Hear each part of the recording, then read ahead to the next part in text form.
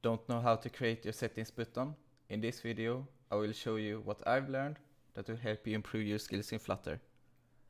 So let's get started. We have the basic project here, nothing special. So let's start off with creating a new class and let's call it constants. So why we will create a constants class is because instead of having all the settings or the text in the main folder or the main program, we will have it in a constant so we can easily change it later. So start off with creating a new class called constants. So inside here we can create our static constant strings. So static const,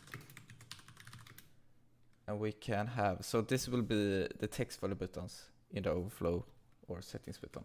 So subscribe,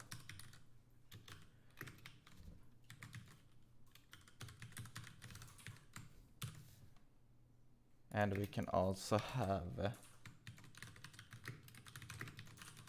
a settings text, and let's also have a sign out button.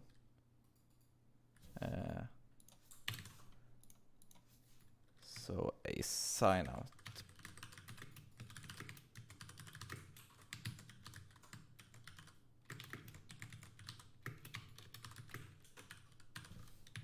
There we go. So what we'll do now is also creating a list with these three choices. So create a static list, and this will be of type string.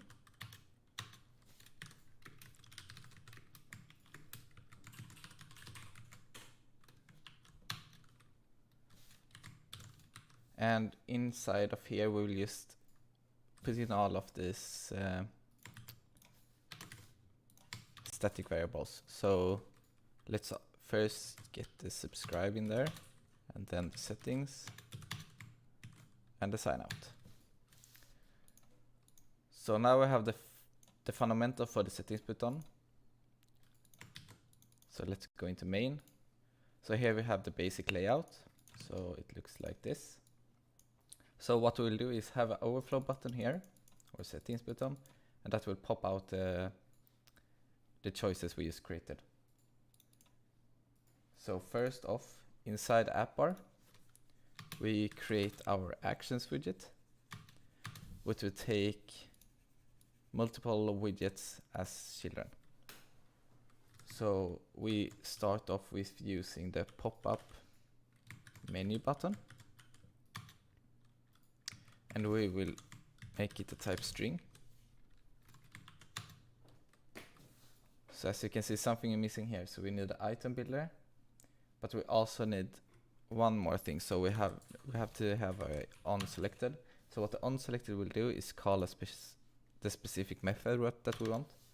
So let's just start off with creating the method. So void choice action, and passing in the string that we'll have.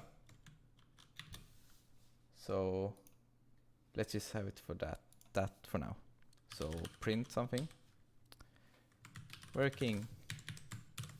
Okay, so inside our onSelected, we will simply just call the column method. So choice action. So the next thing we have is the item builder. We create context.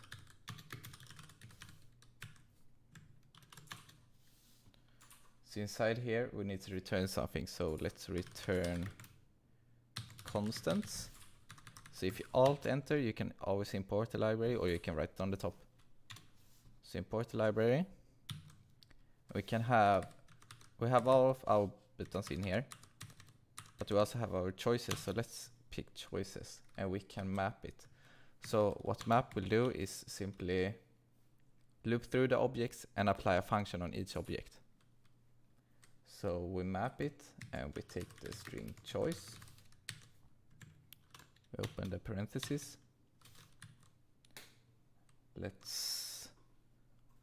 What we also need to do is make two lists in the end.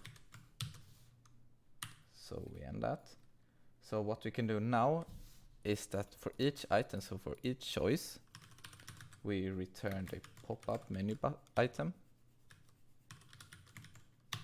like that, which will be of type string. So what we'll need in here is two things. So the first one is the value, and the second thing is the child. So what the text will be, and the text will be a choice also. So let's just check that out. So hot reload. So as you can see, we have the settings or overflow button, and now as we press it, we can see that we have our subscribe, our settings, and our sign out. So if I press one of them, as you can see, we are calling our method, but we need to make it a bit more specific. So instead of just calling a generic functions like this, we can call our function, but we can also set our if. So if the choice that we pass in is equals to, so now we have our constants again. So this helps us not typing out each choice every time. So constant choice, and then we have our first, let's take our settings. So if the user presses the settings button, we'll simply print settings. So let's just create two more.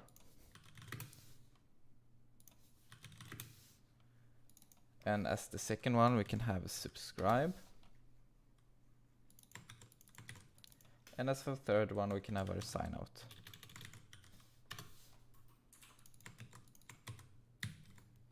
Let's try that. So if we press the subscribe button, we can see that we print our subscribe. We can have settings, print our settings, and we have our sign out. So that is the fundamental you need to know if you want to create a pop-up menu button, settings button, or overflow button, or whatever you want to call it. And that's all for this tutorial. Hope you enjoyed it. Be sure to comment, subscribe, and like the video if you liked it, and dislike it if you don't like it. Have a nice day.